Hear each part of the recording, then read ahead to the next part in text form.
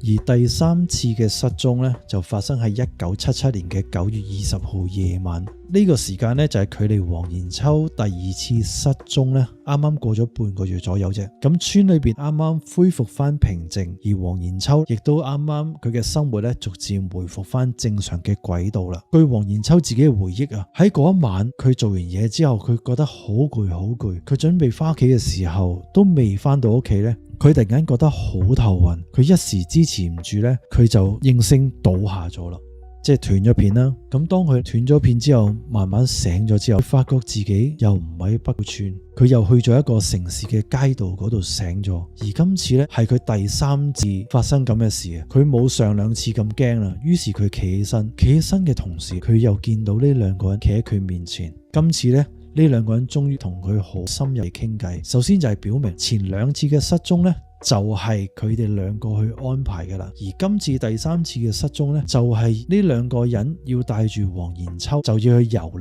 呢一個中國。於是黃延秋佢就話啦，呢兩個人呢，就好似用一個孭帶咁樣嘅嘢呢，就綁住咗自己喺佢哋嘅背脊上面，而佢哋呢，係唔需要任何設備嘅協助，成個人飛起咗，仲可以飛到呢高空300米左右呢，而可以高速咁向前地飛行嘅。咁而今次嘅飛行，佢哋總共咧去咗好多個地方啦。首先